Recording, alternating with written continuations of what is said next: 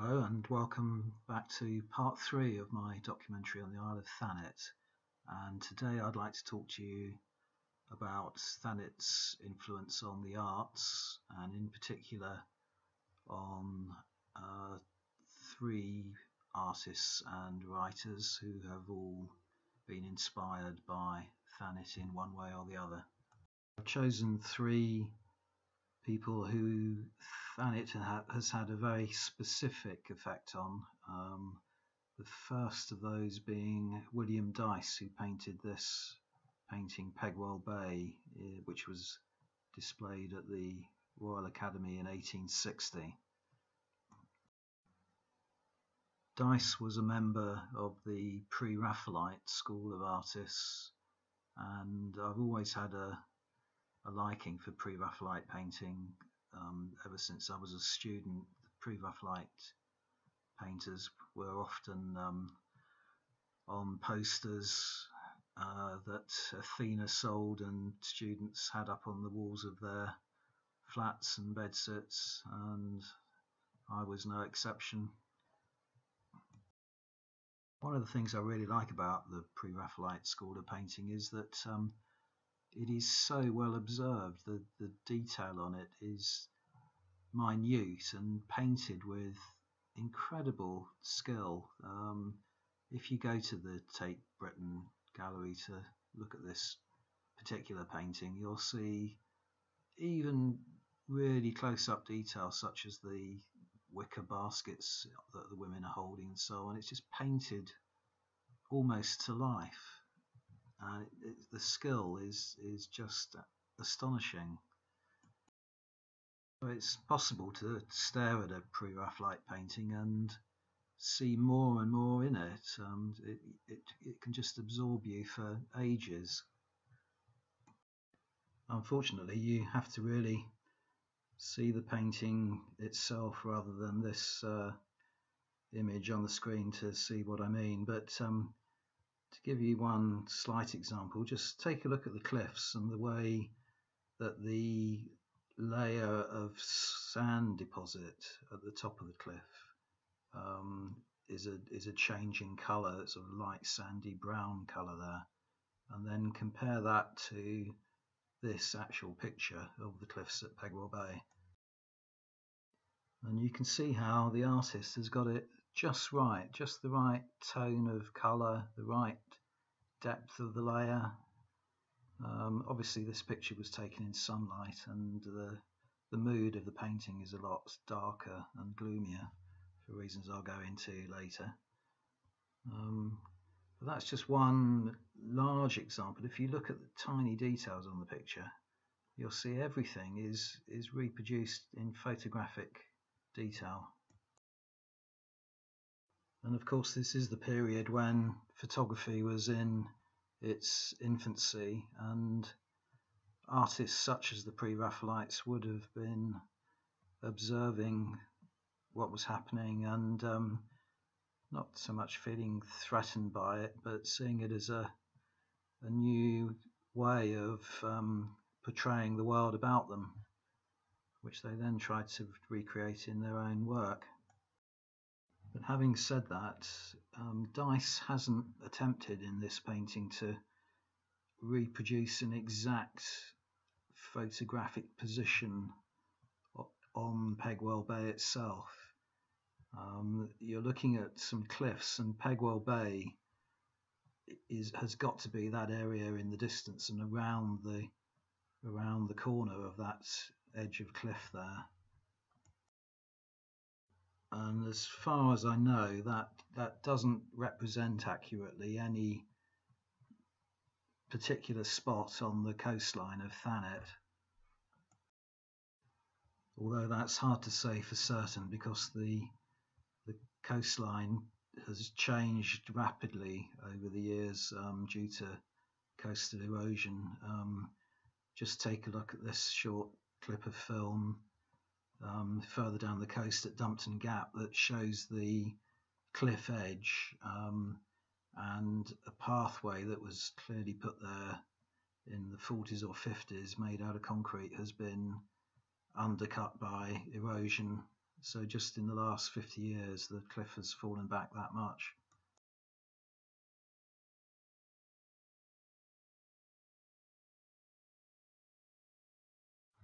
So I think what Dice has attempted to do is to give a representation of the general appearance of the cliffs around Thanet. So for instance, if you look at those cave-like openings into the cliff base, there are plenty of those along the coast. Again, here are some examples.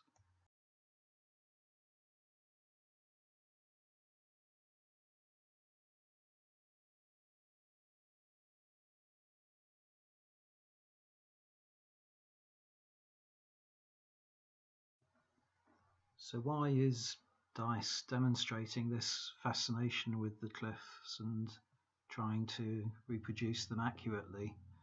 Well, Dice was a Scot, and he came from a scientific rather than an artistic background. His father was a professor of medicine, and as a young man, he himself had studied natural philosophy, and he'd even written a paper on electromagnetism.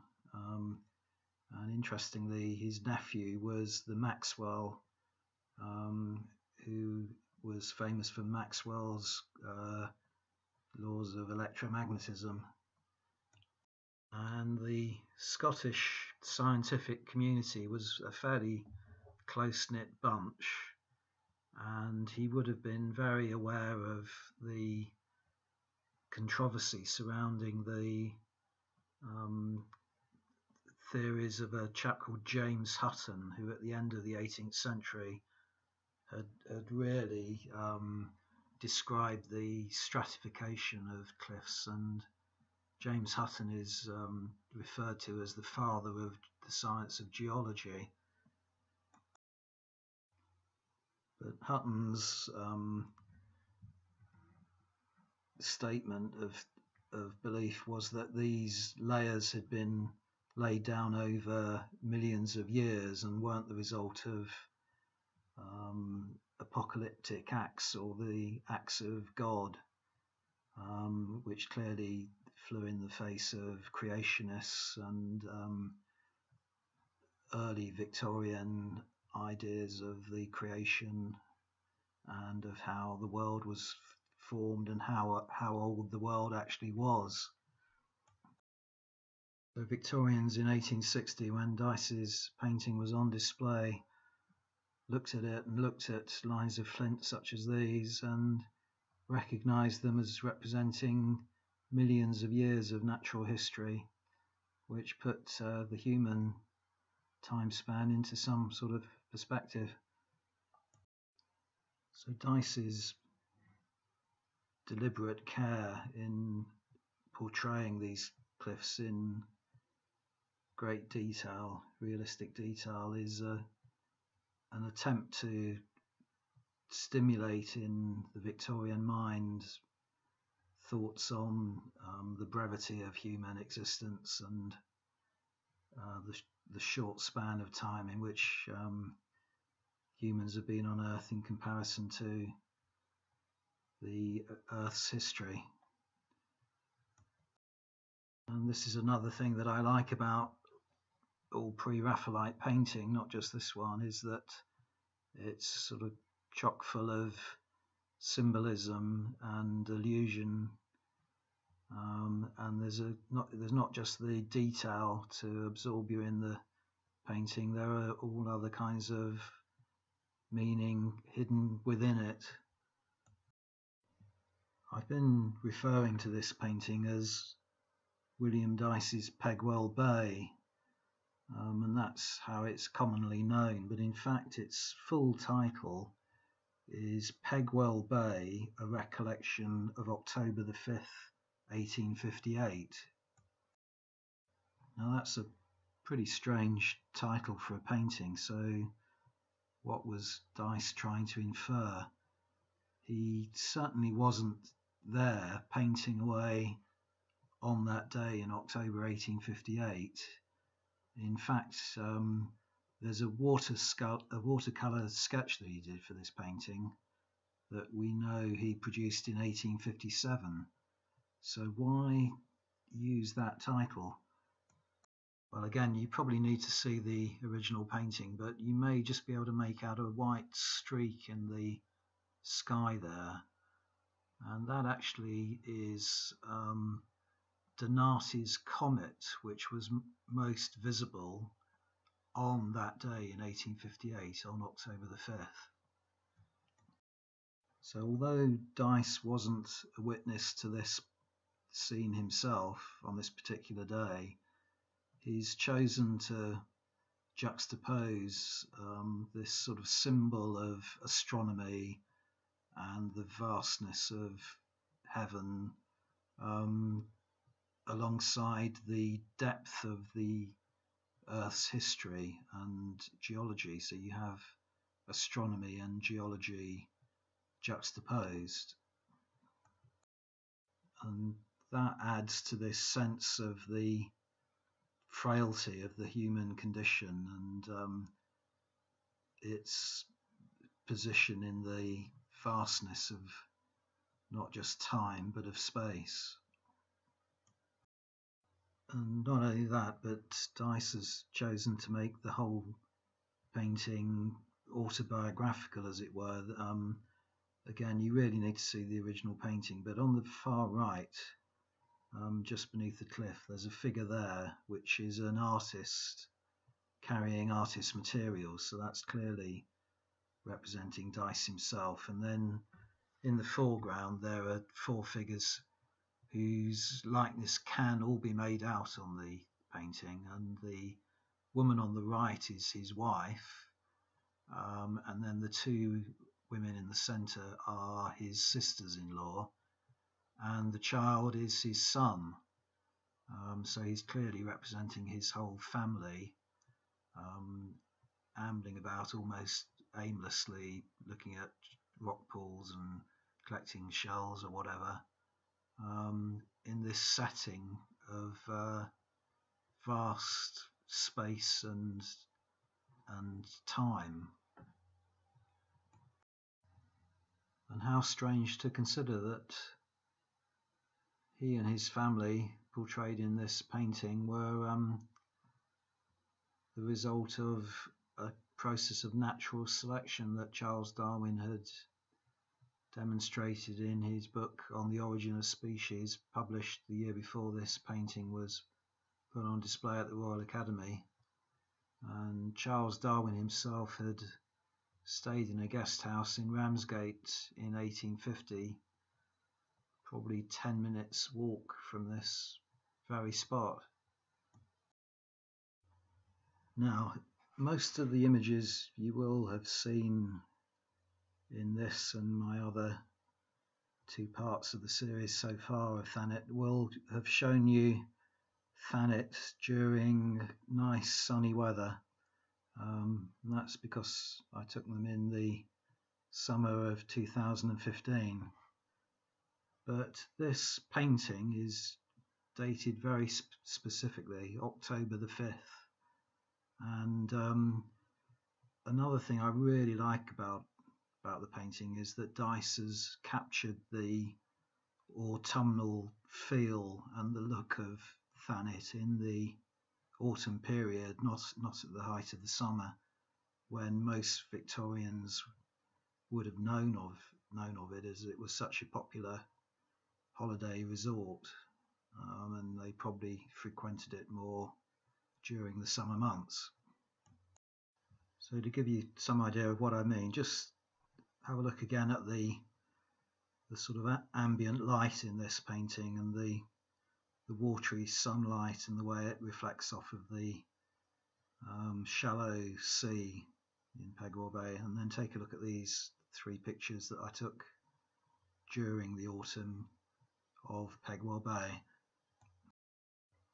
Thanet is a very beautiful part of the world all year through, but it certainly takes on a different character as the autumn arrives. The holiday crowds go home, and the light becomes very pale, and you can feel the approach of winter, and winters can be extreme in Thanet. The sea can be very rough. I'm sure Dickens was inspired by the strength of the sea to write the Tempest chapter in David Copperfield, even though that's set in Yarmouth. I'm sure he witnessed storms of that kind while he was staying in Broadstairs.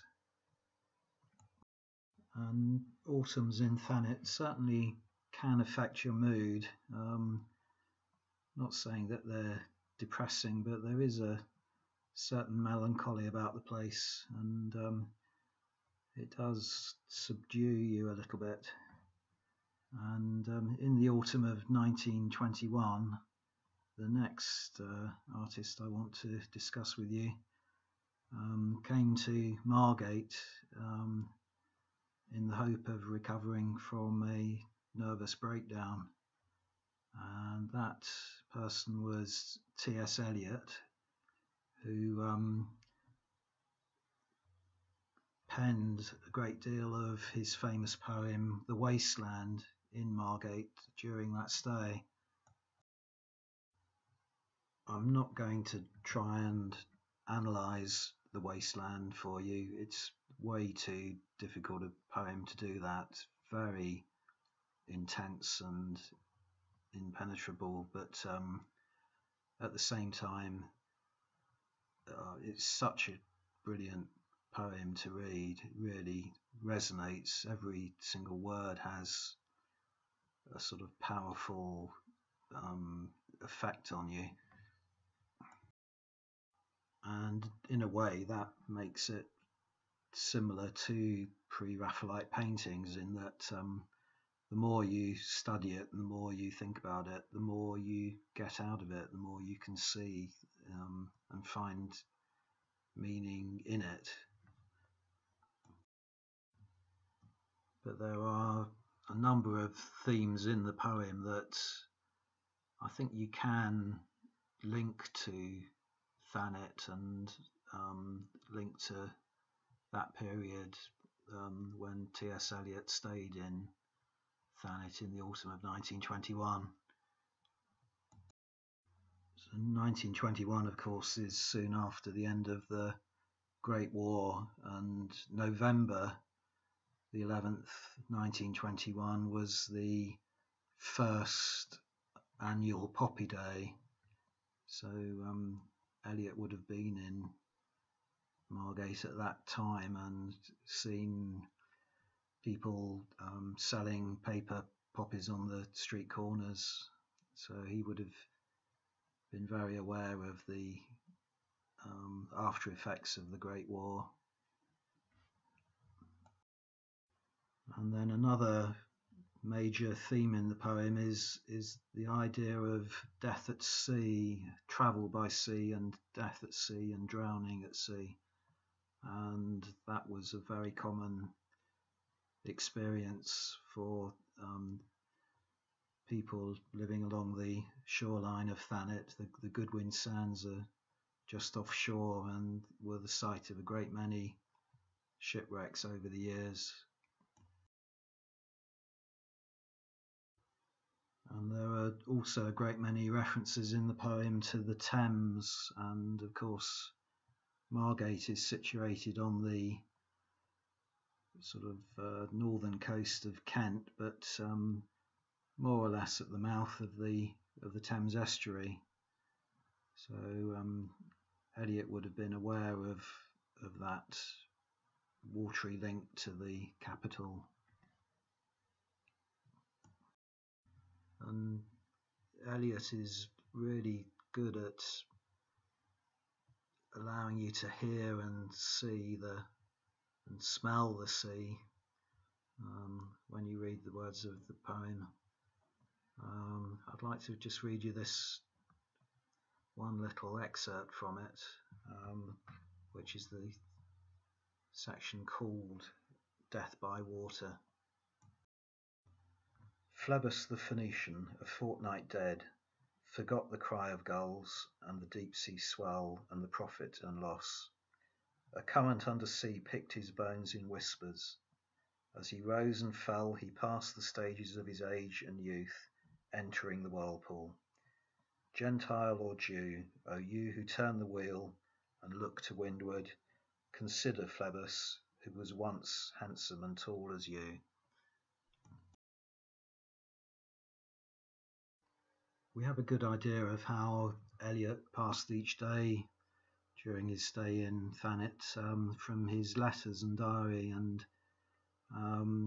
we know for certain that he stayed in a hotel in Cliftonville called the Albemarle Hotel, but every day he would walk down the coast to Margate itself and sit in one particular shelter on the seafront where he would just contemplate the sea and invent his poem. And this shelter is it. It's survived despite the attempts of vandals over the years, and it's now finally been given listed status, so it's been preserved as a sort of shrine to Eliot. But it's a curious place for someone to write a great piece of poetry. And we even have a specific reference to Margate in the poem. He writes, "On Margate sands I can connect nothing with nothing, the broken fingernails of dirty hands, my people, humble people who expect nothing, la la, to Carthage then I came." This shelter is very close to the site of Dreamland, which I think was opened in 1920. There had been an amusement park on that site before, and it's even been suggested that T.S. Eliot took the title Dreamland and changed it into the Wasteland and gave it this sort of post-apocalyptic meaning. But I don't think that can be so, because in his notes on the Wasteland, he actually says not only the title, but the plan and a good deal of the incidental symbolism of the poem was suggested by Miss Jessie L. Weston's book on the Grail legend, From Ritual to Romance. So I think they're taking the connection to Margate just a little bit too far when they suggest he used Dreamland as the basis of the title.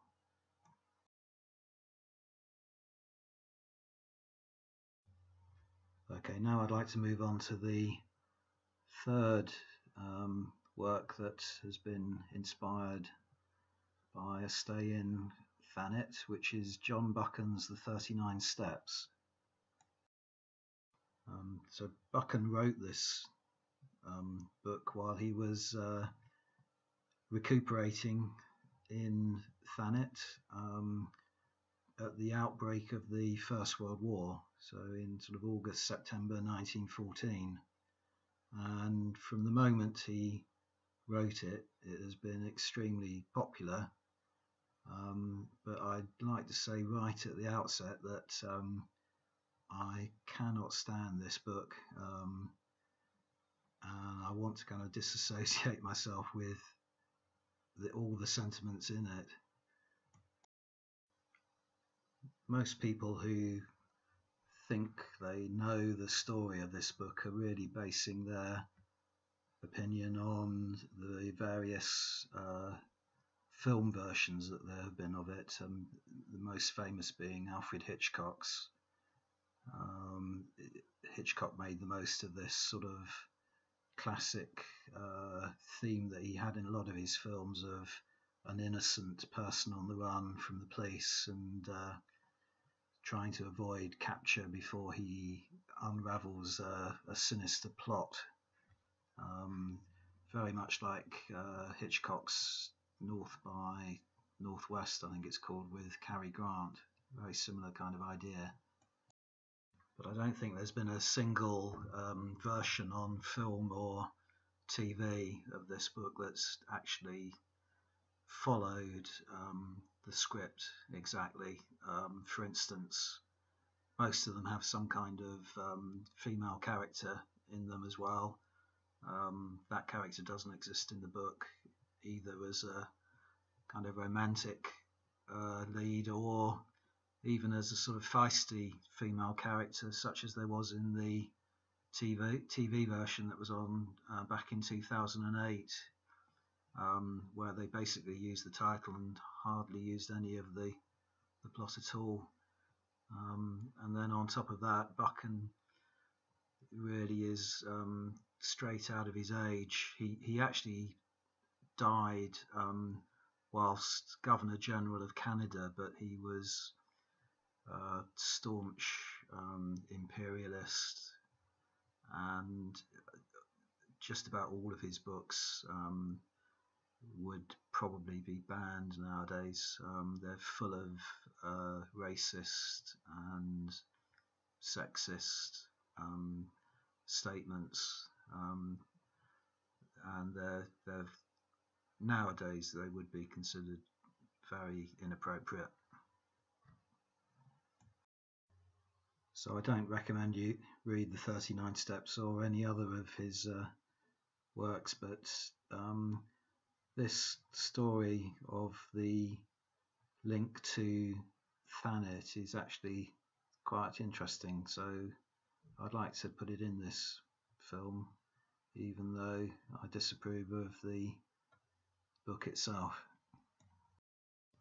So to give you a brief synopsis of the plot, first of all, the central character, the hero of the book, is a chap called Richard Hannay, who has returned from South Africa and is staying in a flat in London and finding life extremely tedious, lacking in excitement and adventure and the sort of rugged, daring-do things that chaps do out on the frontiers of the empire. And just as Hannay's on the point of returning to South Africa, he is accosted by a man who pushes his way into his flat and convinces him of a sinister scheme to assassinate the Greek Prime Minister and throw Europe into crisis, which is clearly a parallel of the assassination of the Archduke Franz Ferdinand at Sarajevo, which provoked the outbreak of the Great War about a month before Buchan writes this book. This character is swiftly murdered in Hannay's flat, and Hannay is sort of framed for the murder, and he has to flee London whilst waiting for a particular meeting that is going to take place before the Greek Prime Minister arrives in London. So he has several days to kill where he has to hide himself before he can begin to investigate this plot that the man has revealed to him. For no discernible reason other than that Buchan was very familiar with the Scottish moors and therefore was able to put a lot of detail into the book. Hannay catches a train and journeys all the way to Scotland, where he intends to hide from these sinister intriguers. And he has a number of narrow escapes, and whilst being pursued on the Scottish moors, he manages to decode a lot of the notes of this chap who had been killed in his flat, and then takes his suspicions and revelations to think is a sort of naval, or he might be some kind of civil servant. Anyway, basically the plot is that as soon as this crisis has been provoked by the Greek Prime Minister's assassination, there will be a meeting between the British and French Navy to reveal to plan the naval mobilisation of the fleet.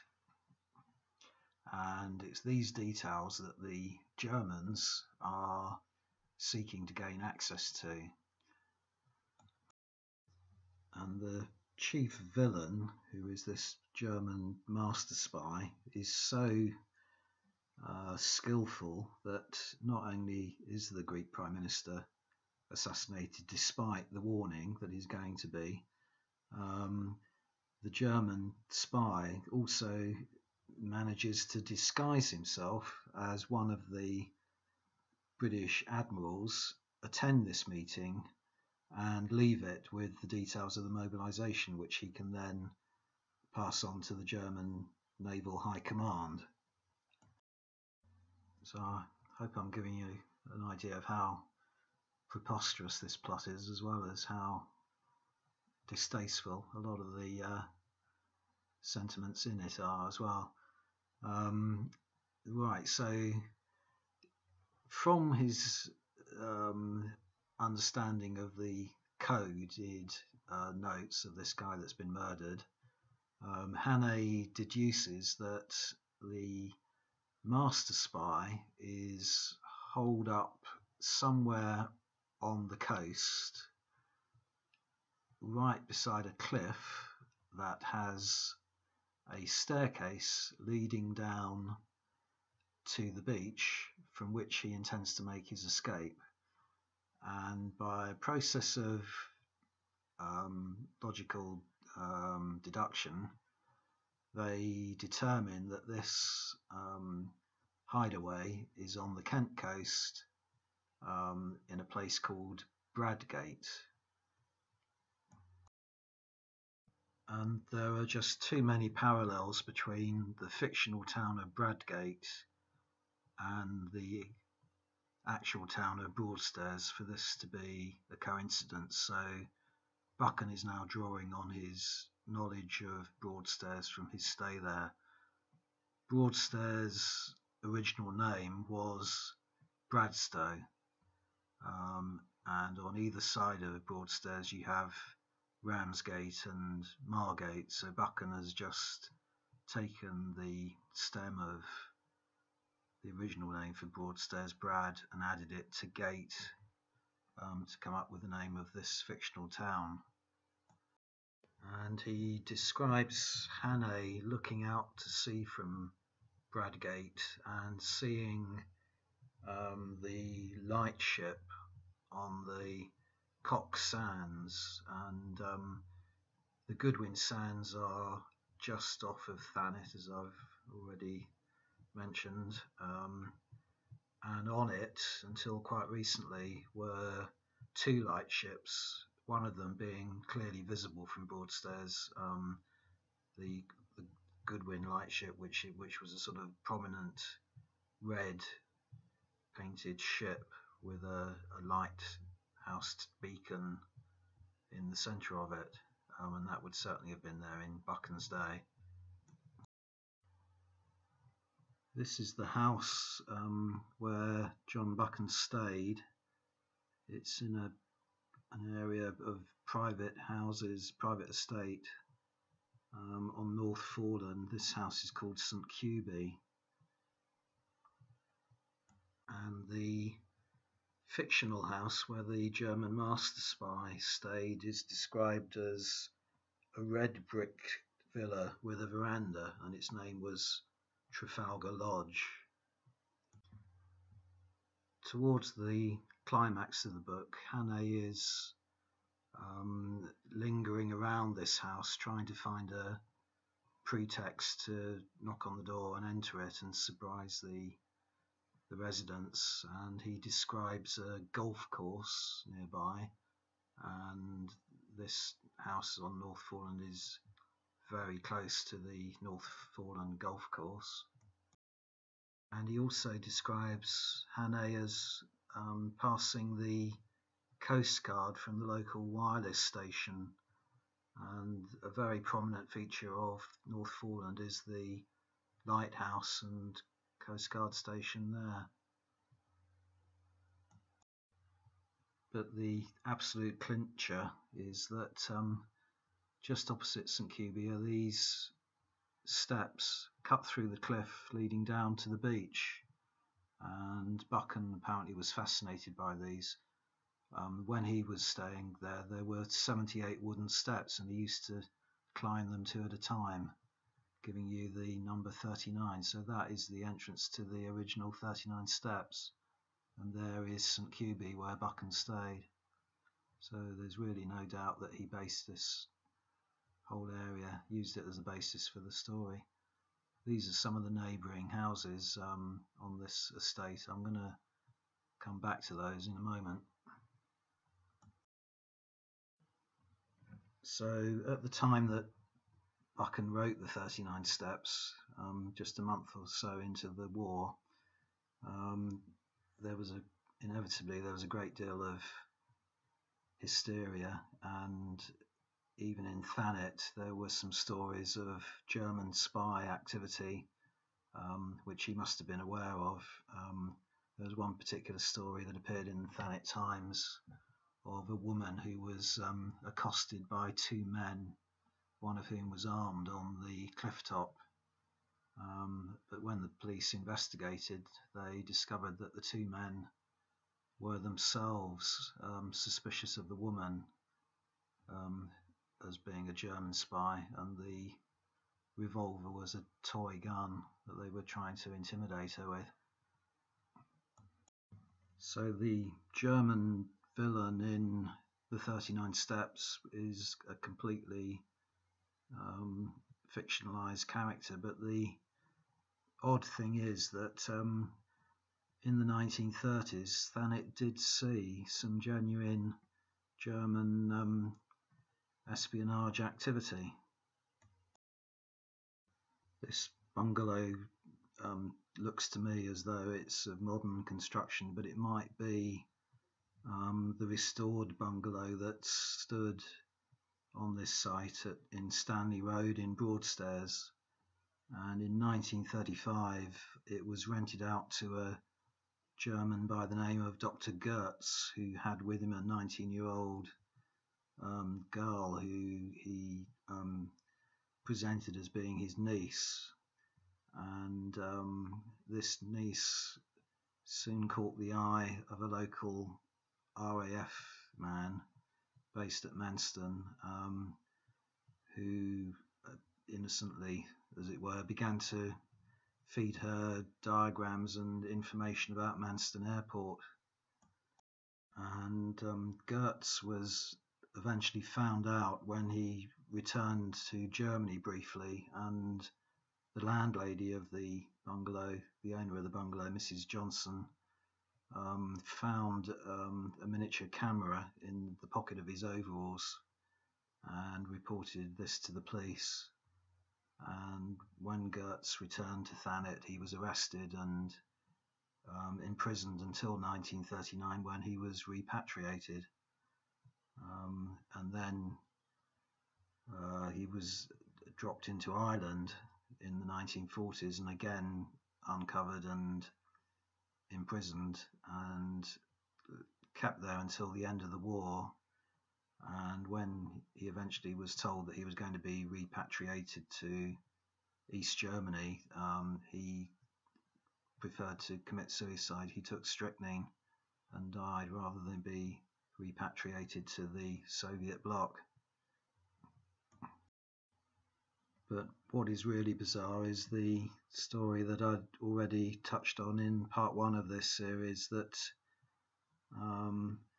there was a chap living in this house called Naldera by the name of Arthur Tester, who was a member of the British Union of Fascists and was certainly in the employment of the Nazi regime and spying in attempts to get details of Manston Airport, and he fled to Germany in 1939 and joined the German army and eventually died in 1944-45. And the really kind of weird thing is that this house, Naldera, is about 5 houses down from St Cuby, the house where John Buchan stayed and in which he based the story of the 39 Steps. So this has misled some people into thinking that Arthur Tester was the model for the villain in the 39 Steps, Mr. Appleton, but of course they're like 20 years apart, and there's no way that Buchan could have predicted Arthur Tester's presence in the neighbourhood. And even Alfred Hitchcock's film of the 39 Steps had come out by this stage. I believe it was released in 1935. So fact mirroring fiction. If you are interested in the story of the 39 Steps, then I'd seriously suggest that you ignore the original book, unless you're very thick-skinned and prepared to take it as a work of its time, but I find it quite offensive. And if I were you, I'd go for the original film adaptation by Hitchcock, which is a splendid thriller, one of his best films, I think. So that's the end of part 3 of my epic history of the Isle of Thanet.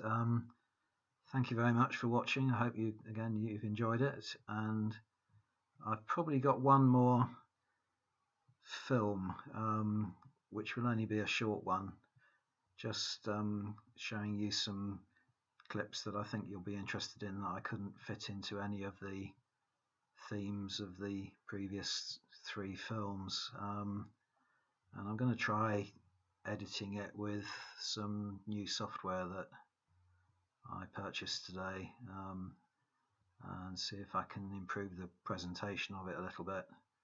So keep an eye out for part 4, and hopefully see you there. So until then, bye for now.